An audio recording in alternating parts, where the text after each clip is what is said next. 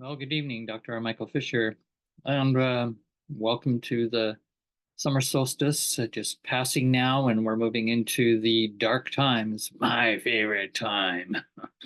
The dark time of the season, the year, is when I find it's good to go down and into the contemplative. Oh, I know you people don't want to hear it. You still want to enjoy your summer holidays. Sorry, sorry, sorry. Okay, forget that. Here's my real intro. The real intro for tonight is I want to do a video on what I'm calling the normies of the worst kind, nasty normies or nasty normal rebels. And that will come out as a theory of on the rebel that I've had for several years. I'll give a brief introduction to that theory of the rebel as an archetype, but also as a real embodiments. And basically, the whole conversation tonight is around psychiatry. This is part of my series, the psychiatry series of videos on how I explore and go and move in and outside of psychiatry, and that I am not just ordinarily in the norm all of psychiatry. I am in definitely the margins of the margins, edges of the edges, call it what you will. I'm kind of falling off the cliff when it comes to being normal and or interested in normal psychiatry. However, I'm fascinated by psychiatry. And really, as I said in some of the earlier sessions in this series, I'm interested in the psychiatric experiencing. Hard to say that word.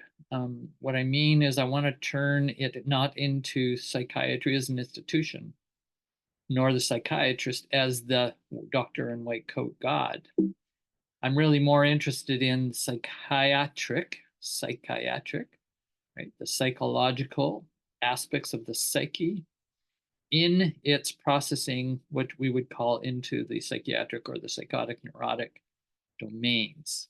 So I do think there's distinctions between not, I'm going to put out normal and abnormal. That's gross defining and categorizing, which distinction I am not that keen on. But I am interested in distinctions that still recognize pathological or pathologizing processes. Not that I make those bad, because in fact, I follow James Hillman and other great psychotherapists of the depth school traditions that have argued that psychopathologizing is an important process of the psychic process, of psychic growth and development, of psychic deconstruction, and so reconstruction, right? So all of those are just some of the distinctions I make. And so I want to start with story. So this is my second attempt at the intro. Start with a story that came from me coming home from the daycare center, one of the places I work, during the week here and there. And I came to go get some, what was it? Some, various little items at the drugstore, which I rarely go to. And there was in the lineup older man, quite, this is at the cashier, and quite looked like pretty working class type, definitely pretty old and walking very fragilely. Anyway, the cashier, who is also a very working class type of person, you could tell by many different, I'm poor working class myself, so I recognize my type very quickly. Anyway, and the cashier engages him immediately because he puts a book down on his list of items, and it's the National Geographic special issue on the brain. Got an image on the front, right? A provocative image of the illustration of the brain, and she comments on it. She's quite a delightful cashier, as you're going to find out. I'm going to tell you, I engaged her after him. Anyway, she engages him, and she's really relaxed, and she says, wow, something like that's a really interesting title, the brain, yeah. And she kind of makes an intuition about, I wish my brain was working more better. And he says the same thing. He says, yeah, me too. My memory and blah blah blah. And they go into a talk on how they're losing their memory. Of course, we're all getting old.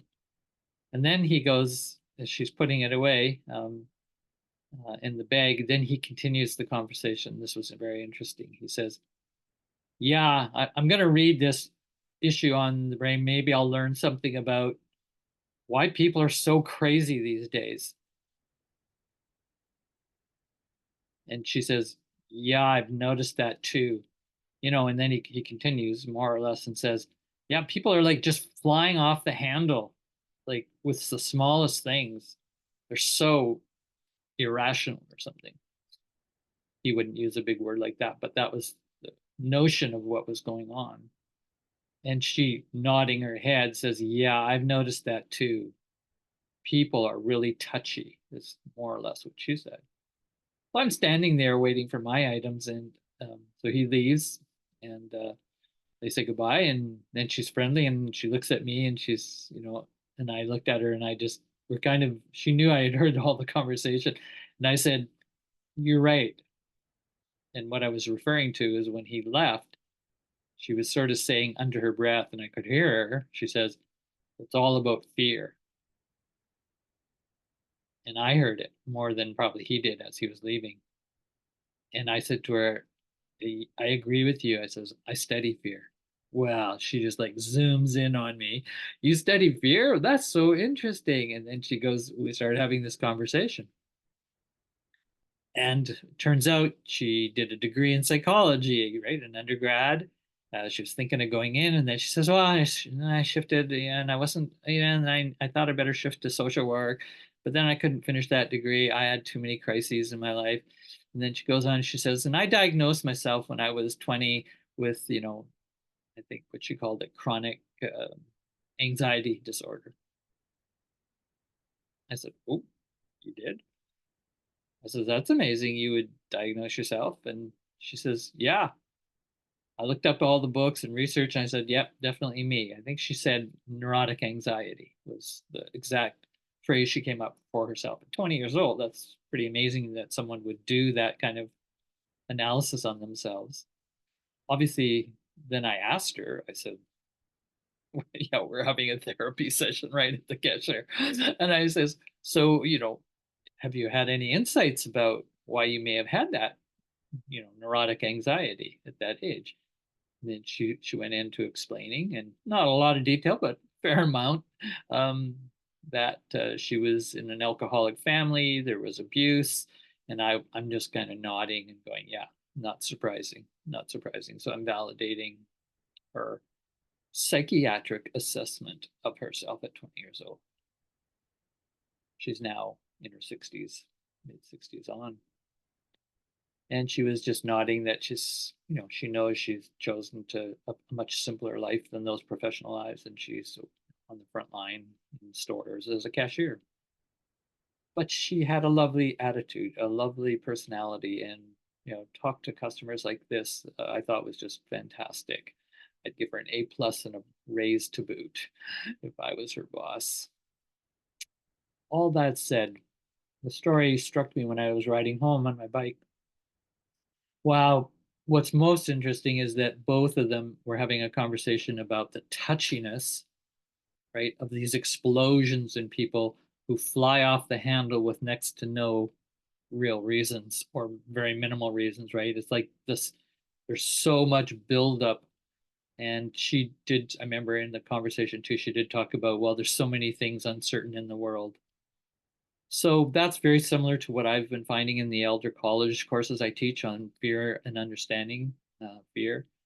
And the elders that come to that course, one of the things they're telling me quite often is that that's why they took the course. They're feeling this buildup of anxiety. They also explain and have said that they see more and more people flying off the handle, so to speak, flying off into these rage attacks, blame attacks, cutting off relationships very quickly. And we see this as part of what's known in a bigger culture as delete culture. Much more, if you go on the internet, you'll hear about that, read about it. And it's not that it's brand new that people delete each other because you disagree or you fly off the handle and say, I never want to see you ever again in my life. But I started thinking about here that we are in the cashier, right, in the lineup of this drugstore, and people are having that conversation. It's right down top. And as I said, I'm getting it from students in my course, the elders as well. So I wanted to talk tonight about that, and I wanted to share some psychiatric normalizing experiences. And I say that because I'm meaning there are people operating under psychiatric experiencing, and they look pretty normal. They act pretty normal, and they can function fairly well in our society, which some people have said is pretty insane and neurotic, if not psychotic, others have said. And I'm talking about some serious critics. I'm talking about psychiatrists who've actually written a book on the psychotic American, for example. I mean, I haven't read it, but it's like, okay, I get it, and that's what tonight I want to see if we can create a space, a conversation space, where we can enter maybe some interesting new angles on what do we mean by what happens when society becomes psychotic, or the neurosis is so bad it's actually psychotic, it's splitting and it's schizoidal, so other people will use that word, schizophrenic. That's a more complex term, but it's schizo, meaning split, divided, and it's explosive. And that's what a intense neuroses is. It's explosive, and it can go far enough when it's not treated, healed, that that neurosis can become a psychosis. And that's where you get a complete split in the psyche between the unconscious and the conscious, more or less. And the person can't tell which is the reality that they're experiencing internally in all their distress and what they're experiencing outside in the real world. And sometimes in the psychotic state, they don't just have distress, they often totally do. And you can see it in their body, you can see it in many of the things they'll scream, yell, say. But they also can have very blissful experiences too in a psychotic state. I just met Jesus Christ and he loves me, or whatever it is. I mean, and then 2 seconds later, I just met the devil and they're absolutely terrified and they're running through the door in panic attacks. Well, I've seen this from people I've been very close to. Not a lot, but I have had that intense, immediate experience with people in a psychotic, fluid state, as it's called in psychiatry. So let me go back to that story and hook onto it. A couple of stories where I have experienced very recently, like within the last month, and then some earlier. So let me start with the one that's nearest, where I met a friend. I'll just call them a neighbor, and they are elderly. That's all I'll say. And we just moved into a new area, met this person, found out they're very interested in Jungian psychology and depth psychology. And then as we talked and talked, they shared so much of their life. And it was a really good relationship. I won't go into the fine details, but for a year, pretty much exactly a year. And then I started noticing this person cuts relationships off as they share different relationships they've had. This is a person that's been severely traumatized as they shared more of their story with me. And in some way, I noticed the relationship was becoming kind of one-sided with me as therapist, particularly listener, and this person sharing their life experience. And they had a lot of experiences to share over their lifetime. They live alone, very sad, they're very depressed, etc., most of the time, but was very operative normally and doing all kinds of normal things, functioning. So not somebody who ever gone to a therapist, I think maybe once or twice early in life, earlier, and never since, doesn't want to, avoids going to any kind of medical profession, and very competent, very intelligent, very smart, well-read person. So I'm sharing all that because one day, because we're both so intellectually interested in Jung and others' books on psychology, and we'd shared many long nights, great conversation, really great conversation. I really enjoyed this person. They really loved me. They really loved me. They thought I was just fantastic. At one point, I mentioned to them the golden shadow problem because I was a little concerned that when you project all good features onto another person, but you're not projecting any good features onto yourself, which is what I saw in this person. They eventually build a shadow projection, but it's a golden one. You're all special and wonderful. You're the shining knight in armor that has come into their life to really save them in a way. They don't use that language, but that's the danger. And I shared that with them and explained the theory of the golden shadow compared to the dark shadow, which is the more common use of the word shadow in depth psychology. And they totally got it. And they said to me, "You're right. Uh, that's definitely my life pattern." And I said, "Okay, good. Well, good." So now we both know. Well, that's fine. That was all fine intellectually. What I found happened was very simple. I borrowed one of their books, and they were intensely wanting to give it to me actually to utilize. And that was a deep book on the kind of psychology we're both interested in, depths. And I one night, obviously reading, and I was writing an article, and I was underlining a few places because I wanted to type them out later and from the book, and I did. But I gave the book back without erasing my underline in pencil. Well, this person got that book back, obviously found the underlined pages, and wrote me quite a provocative email that said, "How dare you write underline in my book?" This is after a year of completely positive, loving everything about it. Would give me things, give me gifts, speak highly of me, share my name on the internet to their friends. "Oh, you should see this guy's videos," and so on, so on.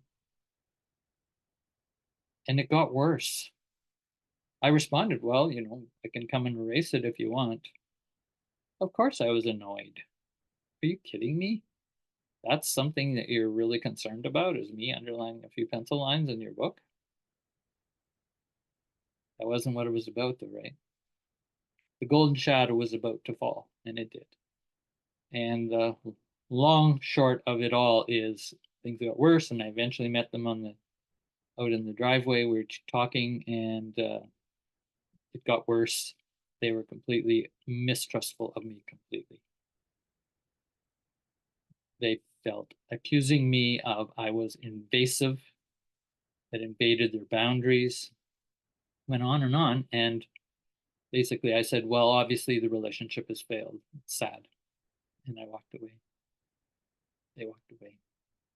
There was no interest in meeting in a common ground, right? This is the point of what I'm talking about with the normies, who are rebels deeply inside. And when that rebel comes out, because it's hidden most of the time, because they're acting normal, it comes out as a twisted rebel. It's a little of my rebel theory. 3 different kinds of rebels: the essential rebel, the twisted rebel, and the normal rebel. The nastiest people I've ever met are all normal rebels. That means they repress their rebelness since childhood. It goes into a very toxic pattern, and it comes out whenever what I call closet rebels. The normal rebel ends up being a closet rebel with the twistedness coming out. So they become eventually quickly a twisted rebel who will attack and shred and cut anything, absolutely anything, close to them, attached to them, bonded with them or not. And arguably, they are actually not bonded. I was not bonded. I was being attached to by a very deep pathological pattern called a splitting dynamic early in the self structuring. And because when I knew some of the deep childhood abuse and the amount of physical abuse, sexual abuse that went on in this person's life for a long time, they basically came to trust nobody, right? This is kind of the fundamental first layer of the psychology, the psychiatry of the emotional part of our life, the affective domain. And Eric Erikson is famous for his study of the 7 stages of affective life in the human being. And I'm not saying it's a perfect model or theory, but he basically says the first stage, and I totally agree, 0 to 3 the child develops an orientation either to mistrust life or to trust life. It's more complex than that, but that's the basic idea. And when there's not a good bonding cohesion, the child's been damaged in all kinds of ways by various abuses. The pathology sets in to basically create a good breast, bad breast idea or ideation, phantasm, sometimes called in psychiatry. And what ends up happening is they're looking, everybody they look at, they're making a judgment. Is this going to be a good breast for me? Is this going to be a bad breast? If they find a good breast, they'll really attach to it.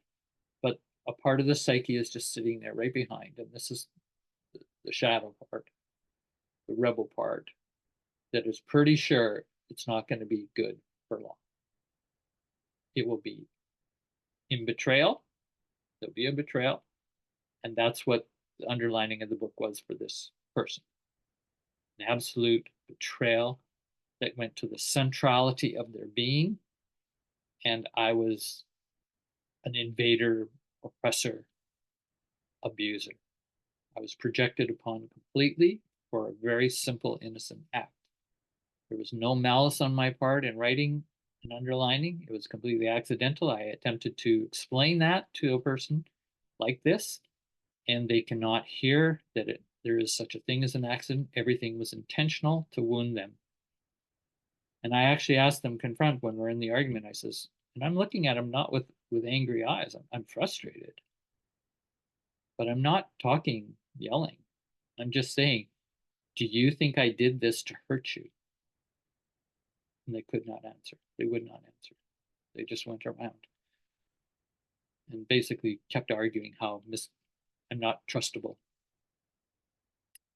And so that was the end of a relationship, that was really quite deep in a way for a year. But I was in a relationship with basically a quite pathological personality, which I'm calling, psychiatric normie.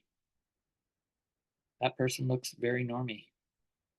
And so I'm going to go to another story.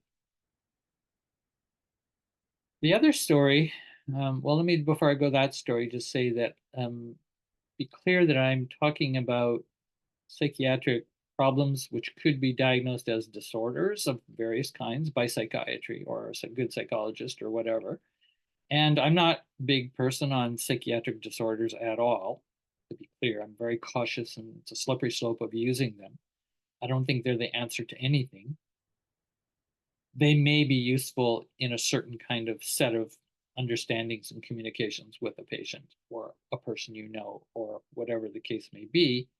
I'm not going around diagnosing people necessarily because I'm not qualified to do that, quote, but I also do diagnose people. I do diagnose patterns of behavior.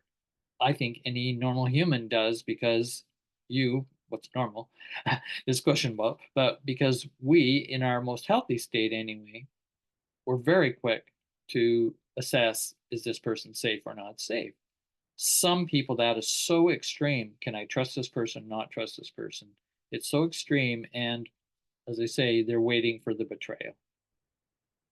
Much more complex. I'm not going to go into all that mess. But the good point I want to say, I guess, toward myself or supporting myself, is that I have a history of being with people labeled as with psychiatric diagnosed disorders. I have had many that have been attracted to my life. I talk about this in some of the videos prior in the psychiatric series, so you might want to look at those videos, talks. But that's the point. And for example, I have someone who's an identified schizophrenic, diagnosed, and self-identifies as a schizophrenic. And they're very upfront about it. And they're on, my Fearlessness Movement channel, which is a Ning community. And they post really strange stuff from some point of view. It's weird. It's off the wall. It's sometimes dark. Could be quite horrifying. But they share little bits of text with the image. It's always posting an image. Very interesting how they do that. And they've been on for like 2 years, and they're my most active person. And I also see their good-heartedness. They're a bit of an activist with certain groups. They support a better mental health society and policies. But they don't post anything, where you can actually have a dialogue with them. Although I find little ways to communicate them with a like, and then they'll respond. And we're having this relationship for 2 years, and I want to just say that there's just no nastiness. There's no projections from this person. They're actually very interested in fearlessness, and they say some of the nicest things. Like when a new person comes onto the membership, they just go, I'm glad you're here. If I just want to celebrate that you're here. And they'll sometimes put, it's Father's Day coming. I just want to celebrate all the fathers. This is what this person does. And again, they do also some really annoying things, like putting up these icons that are flashing and jumping out, love, love, love. Like, I got to take this off. I'm telling you, I've set a policy on the internet. I'm the host of this Ning, and I'm going to take it off. And I've had to, shut them down, like those kinds of posts. But I don't shut them down. See, so what I'm saying is I'm really quite tolerant. And not just tolerant, I have a deep understanding for the psychiatric experiencing. And obviously, my experience has been people who are actually diagnosed that I've been close to. And I'm not saying whether they're on meds or not on meds. I'm just saying the diagnosed people with psychiatric disorders, way more reliable. And they're not reliable, but they're way more reliable and less dangerous in terms of cutting, cut my heart to have this woman accusing me of all that I got accused of and never wants to be around me again until who knows how I'll ever repair that. They, um, the diagnosed folks are way more sensitive and caring. Interesting. Yeah, yeah, it is interesting. And that's why I'm sharing it. So let me go to another normie I met in my life, and nasty normie. Ooh, ooh, ooh. So this is basically, I have found the middle class, upper middle class, very much the most nasty patterned people of this normie group, that have quite a bit of psychiatric problem and that they have not dealt with, and mainly because they're high functioning, and personality disorders in the technical term are hard to diagnose, and most of the people that have psychiatric personality disorders do not go for treatment, and or if they go to treatment, they're very resistant, very, very difficult to treat. This is well known in the clinical literature, so I'm not saying anything new here. And I don't doubt that at all. Again, being myself a therapist off and on at different times in my life, I have come across people with personality disorder types and psychiatric processing going on, but they are so normal and functional, and they're well off mostly. They have money, they're secure, and they can function in the upper middle class society. But here's the story that really, really cuts to the chase, and I'll end the video, I guess, with this one. So back in the days when I was in search of fearlessness, I was the director. I also had a therapy practice, and people came to me for therapy. And had one client who was a father of the daughter, who was a 19, 20-year-old. The 19, 20-year-old came to In Search of Fearlessness through our front door. It was an open door revolving community center for personal growth and development. That's the simple language for what we did. We did much more than that. And they came in, and the daughter really got a lot of benefit, was learning how to do healing work with people, building peer relationships. They were also someone who was working with transgender issues and found a lot of support in our community and by me. Of course, I was a mentor for this person and at times did some therapeutic work with them, but mostly it was all part of the community. It wasn't like a charged clinical session. And I'm not a clinical trained person. I'm a therapist of the natural kind.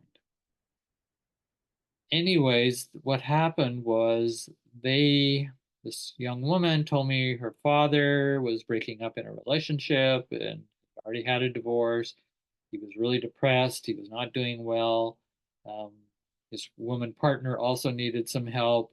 they were having a tough time. And so this daughter was very distressed. She was living with them at the time. And I said, well, if he wants to do therapy with me, because he was inquiring, she went and told him. And so he showed up with his girlfriend at the time and in the middle, and I sort of helped them through a couple sessions, and they kind of parted more, conducively.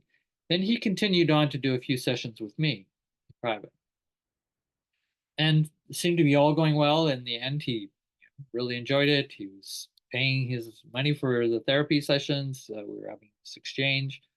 And then he sort of disappeared at some point, and that was fine. And things were all we just grow on, move on. Then it was probably a year or two later that there was an interesting experience that I had. Um, I wanted to go to a conference, and it was the Ken Wilber conference, one of my favorite philosophers, and it was down the States and it was Boulder, and I just did not have money. Like I say, I'm an artist type, live on the margins, on the edge of the cliff, off the cliff, and never have had money and capital. So to go to this conference would have been just like $500. A US was just like not even close in the ballpark. I'm trying to just support my daughters and Barbara and I, etc. So, but I wanted to go really bad. I really wanted to go to this conference for a lot of reasons, to be part of this integral community. And anyway, I figured out a strategy. I can't remember how I came up with it. I says, I could probably maybe ask Bert Stengel, you know, the person that I was going to go and ask for this money from. And I then went out and asked him, and I says, would you loan me $500? And he said, well, no, I don't know if I could, but that's a lot of money. And I said, well, look, how about if you just, I can give you a painting of mine that you said you really like this painting in my office, because I do wildlife painting, right? Natural wildlife painting. It was a really beautiful painting. And I said to him, I will lend that painting to you and you can have it. And it's basically worth a lot of money. And if you have it for as long as you want, basically, maybe a year or something like that, I said. And they said, okay, that sounds good. Yeah, that's a very good deal. And so I figured the exchange was, that was worth $500 to let him have my painting for a year in his facility, in his home. So I went off the conference. It was great. Came back. And then at some point, after 5, 6 months, maybe I think it was about 5 or 6 months, I went up to him and said, "Oh, I'm coming. I'd like to talk about, get the painting." And I think I said that because I'm sure I would have said something like that. Anyway, he says, "Oh, sure, come on over." And so we get there, and all of a sudden we're having a nice chat and tea and whatnot. And then I says, "Well, I got to get going now." And I said, "Okay." So I took the painting off the wall, and he's saying, "What are you doing?" I says, "Well, I'm taking the painting back." "Well, you haven't paid me my $500, he said. "Oh," I'm like, "You're kidding." Because that's not the deal we made. All verbal, right? So when you make a verbal contract with someone in the upper middle class, chote. And so $500, yeah. Oh, I don't have $500. I will never have $500. Um, I live on the edge. You know that. And he did know that. And then he started getting very critical and started accusing me of all kinds of things about why I don't make money and why I'm not doing my business right at the center where I worked. Like, he was very critical, and he had a bunch, and then he was basically saying, "You're not taking that painting." And I was holding it at the time, and I said, "Well, yes, I am, because you've had your value." And he was just burning in coals, right? The rebel, the normal was now becoming twisted, and he got so dark and staring at me and just spitting really viciously. Although he's staying sort of calm in a way. Like, and I was very calm, but we were definitely in loggerheads, knife to knife. And I'm holding that painting, and he's basically saying, "You're not taking that out the door." And I'm going, "This is my painting. This painting is worth at least $2,500. You borrowed it." All the argument. And then I tried to talk and say a little bit like the underlining with this other friend. I basically said, "Well, can we not agree that we have different perspectives on what happened? It's unfortunate that we obviously didn't write it down and we don't have clarity about it, but my view is equally to your view, that we have a difference." Oh no. Difference did not count. And I knew the moment I could see he could not recognize that we just have a different perspective, we're into now psychiatric processing. And it was good breast, bad breast. I was the good breast because he loved me for all of the therapy I did with him. He was very appreciative. It's really saved his life, he actually said at one point. And now, over a piece of material, a piece of wood with a painting on it, an original piece of art, this man was willing to destroy everything for $500.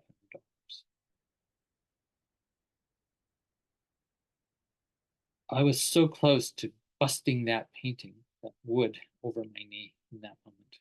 And I'm going processing, I'm processing, and I'm going, oh, that's what I'm going to do. So nobody wins.